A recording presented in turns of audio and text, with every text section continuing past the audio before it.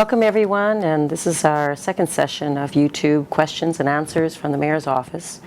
I received actually a request. A gentleman who wishes to remain anonymous asked the following question through LinkedIn. The roads in Strathcona County are for most part in very good condition, but I would like to know why Range Roads 221 and 222 between Trip Road 542 and 544 are in such disrepair. To answer your question, and I thank you for that question, we inquired with our engineering department to find out about road maintenance on these particular roads. Both roads you mentioned are part of Strathcona County's Class 4 gravel road network, which receive an application of an oil-based material to minimize the dust. This classification is based on traffic volumes that these roads do receive. The section of Range Road 222 in question is scheduled for regraveling in July. There will be some spot base repair north of the railroad tracks to address some soft spots. 221 is not scheduled to be regraveled this year, but will receive periodic maintenance to ensure they are safe for the motoring public. Our engineering department also suggests that you can call them at 417-7100, and if you have any more questions or more details on road maintenance and our rural road classification system, they welcome them. And I also welcome you to address these concerns to this office or even to your councillor, Jackie Fensky. Thank you. Question number 2. The following question came from Mike Embers via Twitter. Mayor Linda, could you clarify how a possible youth center is different than the expansion design to accommodate youth at Millennium? At this time, we asked the same question about our Parks and Rec department in exactly what the expansion of Millennium Place is. And the answer back at this time is that it is designed to accommodate youth as a drop-in sport activity center. Now, your particular question is in regards to a comparison of youth center and Millennium. I need to make sure it's clear that the recent dialogue and interest on youth and in this community is not coming from a mayor's task force. This is a community initiative, and they've come together to dialogue, to find answers, or ask any questions. Personally, I do have a passion for youth, and I think it's important that we ask these questions as you have.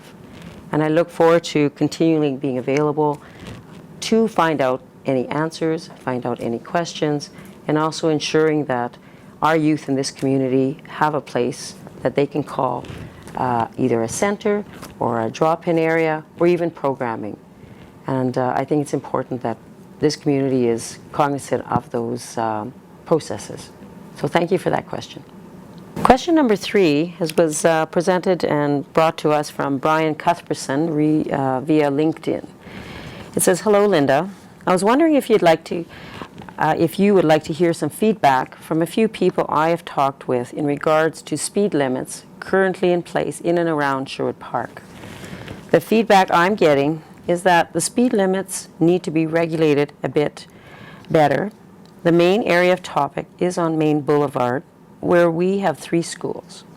30 is very good for the schools, but to have it jump up to 50 is no good, as many people seem to push 60.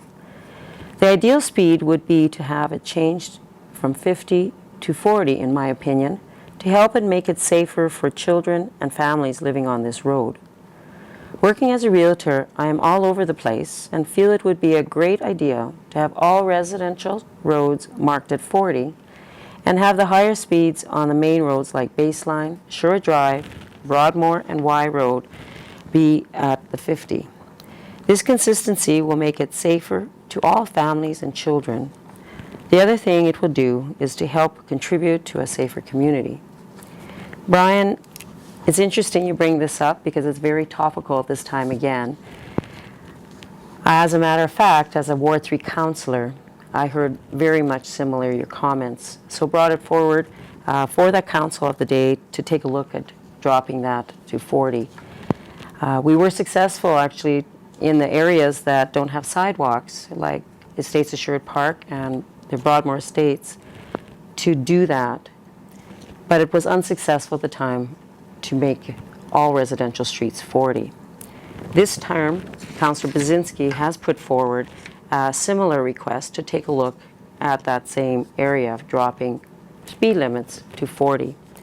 There is a reference to a pilot project that Edmonton has done, and that information is coming back to us actually within the next 2 council meetings for that information. I think it's important that public still have feedback and have information and be able to continue to have the understanding of safety in our community. I personally believe 40 would be an area that I would support for residential areas, but we have to ensure that dialogue with our residents and questions like you've presented is actually answered. So thank you. I just have to say I just really welcome the opportunity to have dialogue with the residents of Strathcona County.